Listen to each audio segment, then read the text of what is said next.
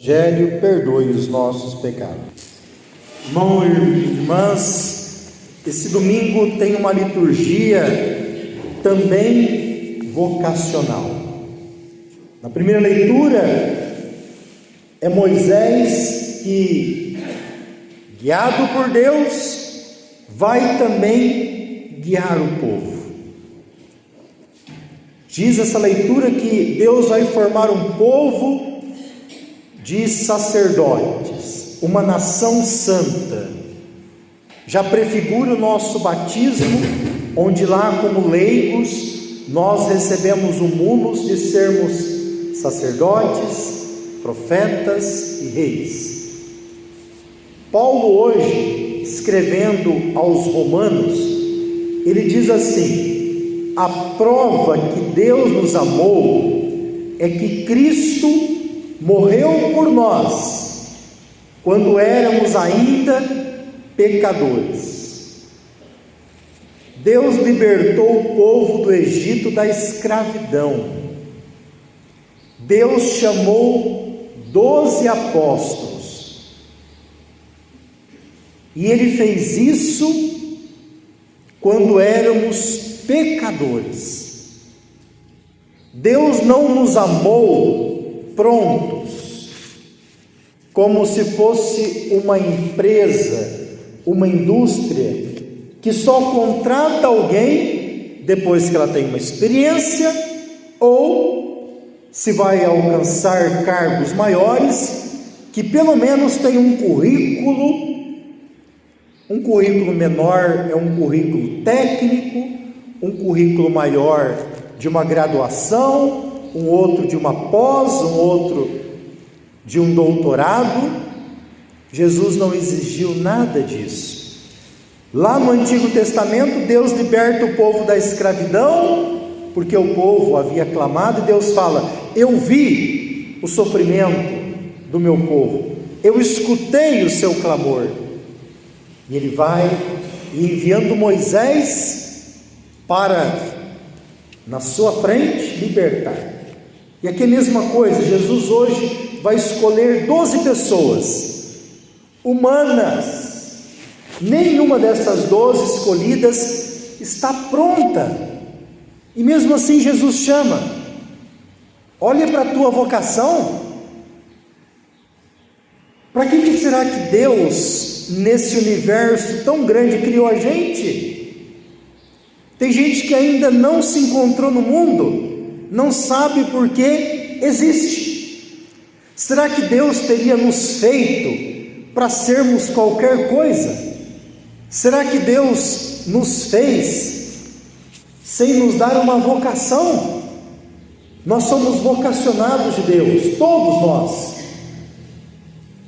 E Ele nos amou, nos salvou, sem merecermos.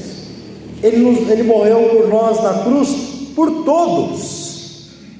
É como se a gente dissesse assim: nós fazemos o caminho ao contrário. Primeiro Ele nos amou, primeiro Ele morreu por nós, agora nós estamos indo ao encontro desse amor. Nós agora estamos indo ao encontro desse que deu a vida por nós. E o Evangelho então de hoje, Mateus capítulo 9, diz que Jesus viu as multidões. Olha o olhar de Deus como é diferente, não passa abatido. Ao olhar aquelas multidões, Ele sabe que ali tem uma história, tem uma necessidade. Eu imagino Jesus olhando aquele monte de gente, um olhar mais demorado, um olhar que não tem medo de ver o que pode encarar a realidade. Quantos de nós que, para não se comprometer com alguma coisa, desviamos o olhar, preferimos não ver? Jesus não, Ele é interessado por nós, por isso Ele vê as multidões. As multidões não são invisíveis aos olhos de Deus. Essa semana eu ouvi que o nosso digital Elon Musk parece que virou trilionário. A sua fortuna daria para manter o mundo inteiro por muito tempo. Enquanto o mundo viver de pessoas assim, com acúmulo, que mesmo ele vivendo a vida inteira, não conseguiria gastar todo esse dinheiro, porque precisaria gastar milhões ou bilhões por dia. E aí esse tipo de poder tem o poder de controlar os outros. Deus nos ensina algo completamente diferente. E ao ver aquela multidão, Jesus se compadece dela. É uma palavra pouca citada aqui, porque ela é muito profunda, né? Estigmizomai. Compadecer-se não é sentir pena.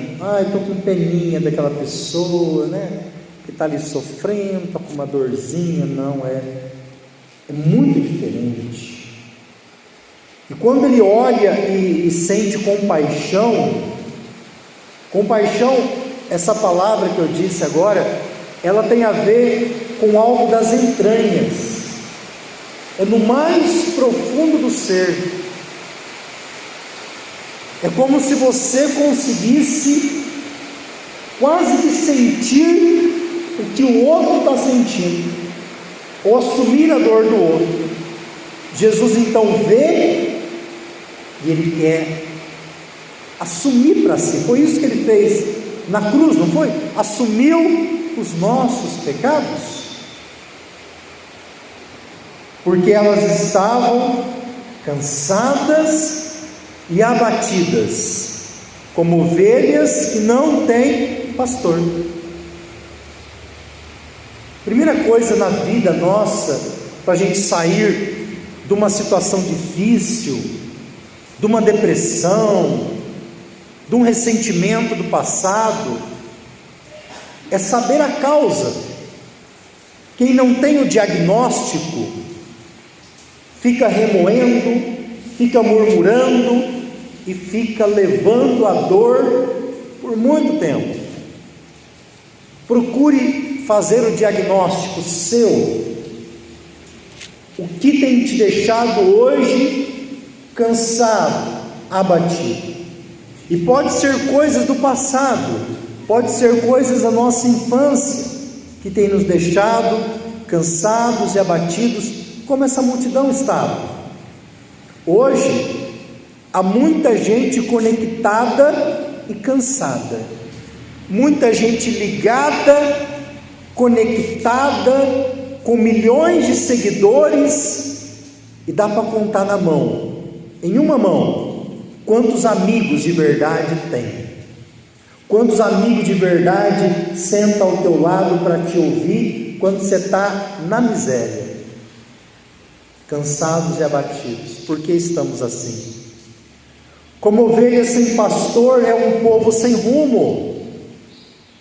Veja, a nossa meta é o céu, não aquele de nuvem ali, é o céu. Nós queremos ir para o céu, sim ou não? Sim. Metade, 5 pessoas responderam sim. Os outros ainda estão pensando se querem ir. A nossa meta é o céu, mas para ir para o céu tem um caminho, e ele já disse: eu sou o caminho, a verdade e a vida. Então, se você vai para o céu, é esse o caminho, o de Jesus. Agora, quem não sabe o caminho, ou quem não segue esse caminho, vai para um outro caminho, porque além do céu só tem o inferno. Por isso você percebe que o céu e o inferno é escolha minha, é escolha sua. Nós não podemos ficar como ovelhas que não sabem para onde vai. Quando você está ferido, diz lá Jesus, Ele é a cura. E aí ele diz então aos discípulos: olha, a messe é grande, nenhuma novidade, todo mundo sabe que a messe é grande, né? A messe não é grande, ela é enorme. A messe, vamos pensar assim, num país onde a maioria nesse país é católicos, a messe que precisa ser evangelizada é imensa, é histórica, porque um país que se diz católico não quer dizer que aquela multidão de católicos são evangelizados, eles são batizados, mas não evangelizados.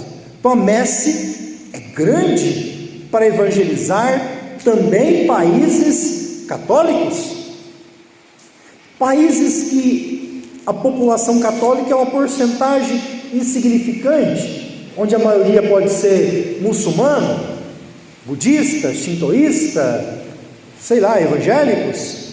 Então também tem uma messe que talvez não conheçam Jesus, não conheceu o projeto do seu reino e não conheceu o seu amor.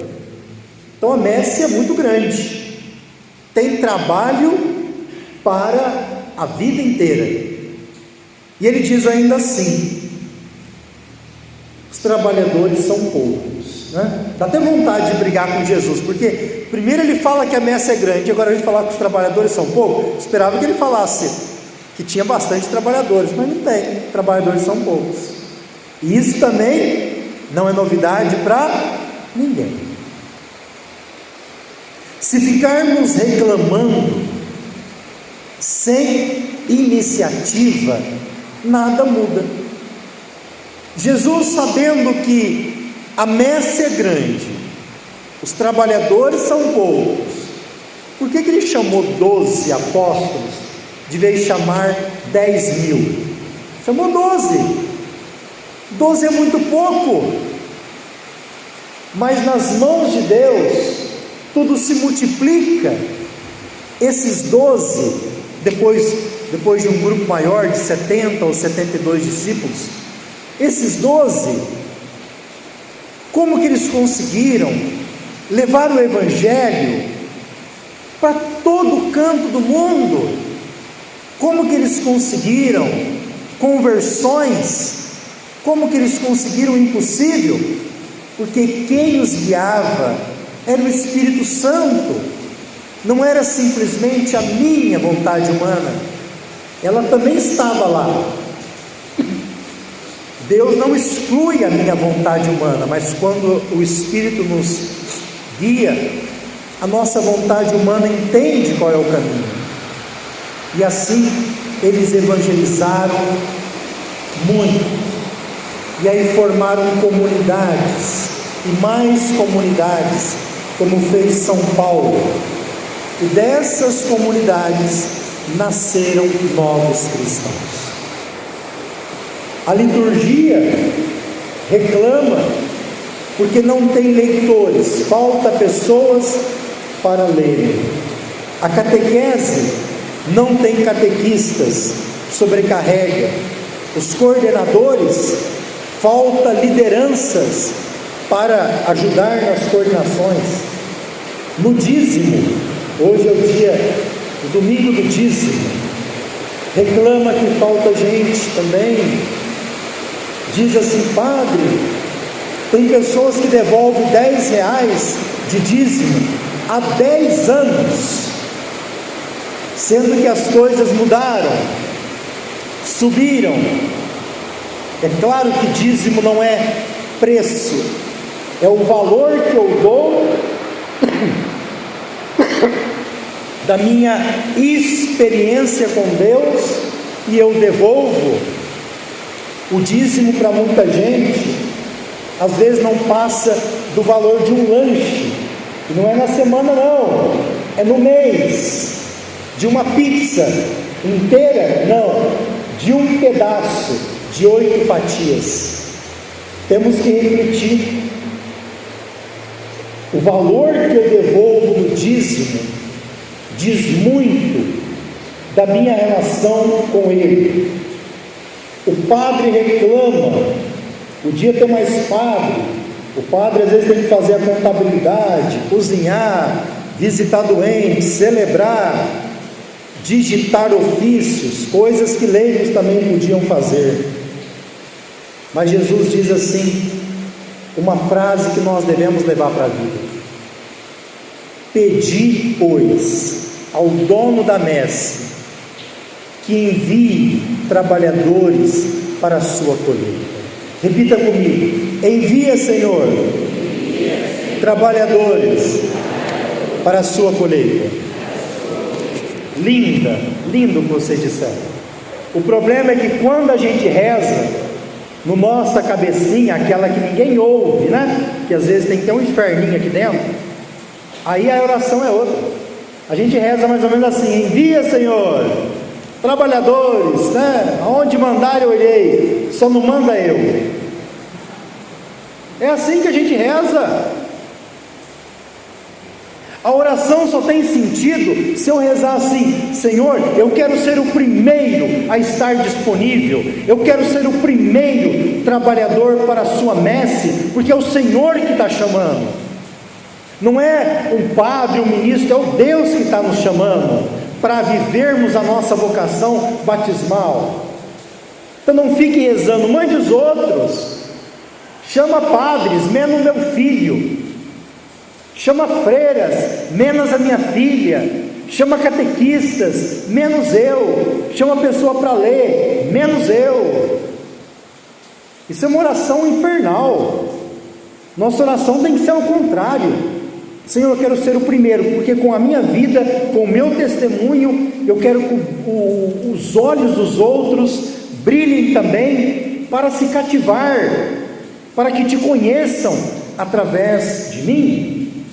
Jesus então chamou 12, deu-lhes poder para expulsar espíritos maus, curar todo tipo de doença e enfermidade.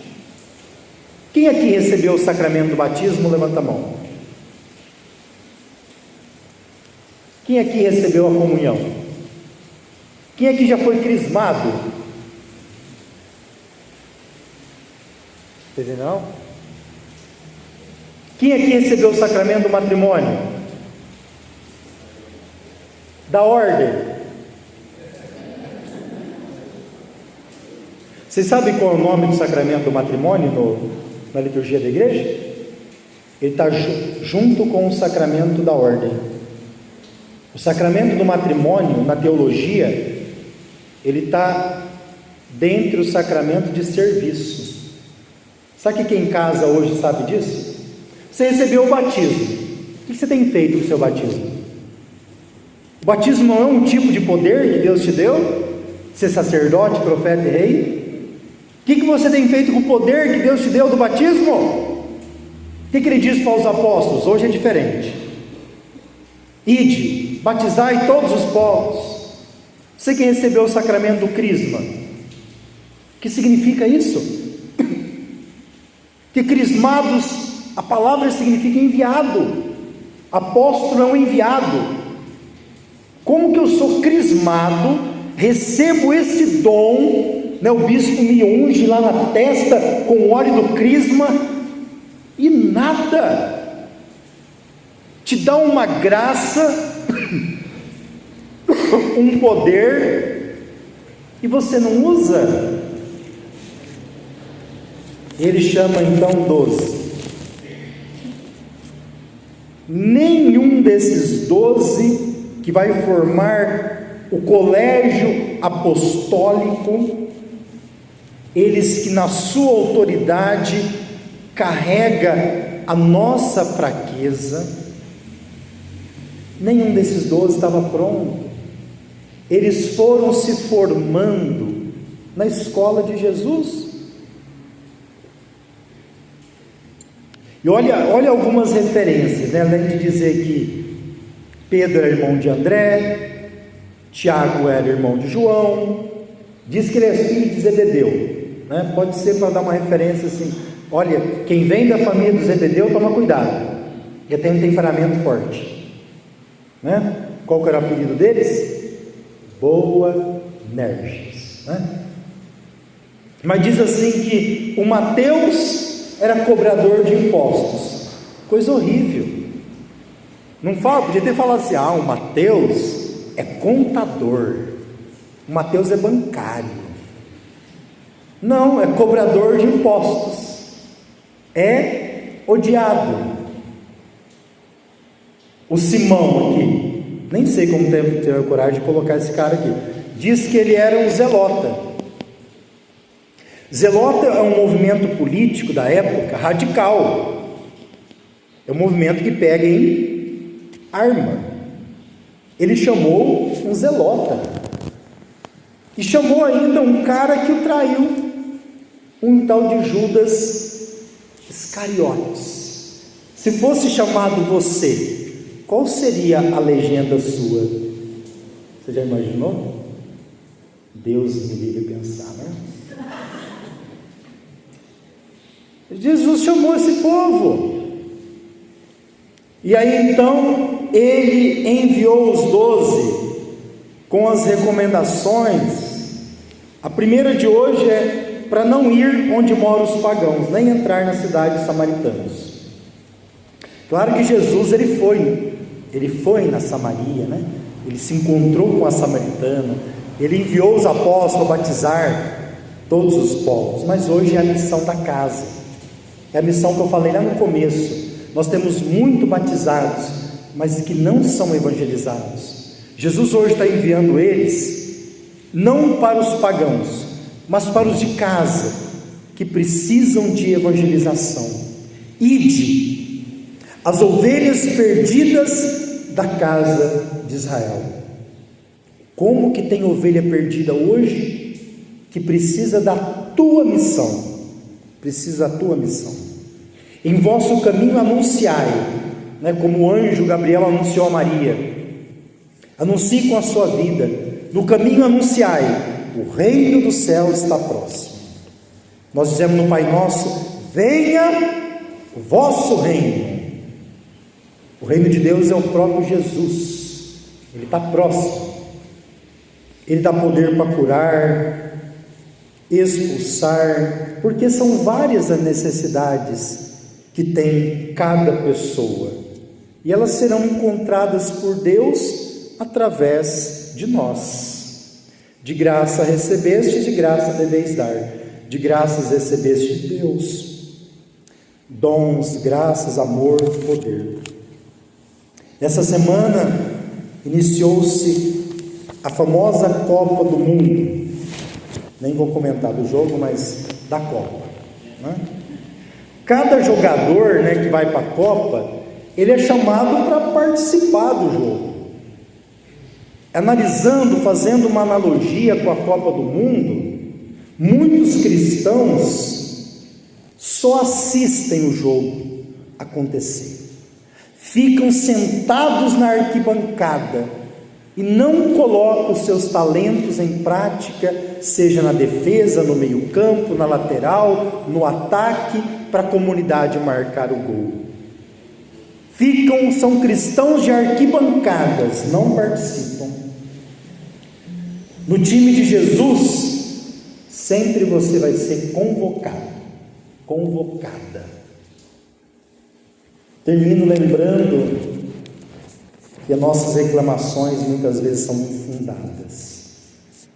Naquela poesia, Pegadas na Areia, que todos nós conhecemos, ele está andando na praia, ele não vê, mas do seu lado ele vê que tem outros 2 passos caminhando ao seu lado, e ele percebe que é o passo dele e o passo de Deus, que ele não vê, mas a pegada aparece na areia.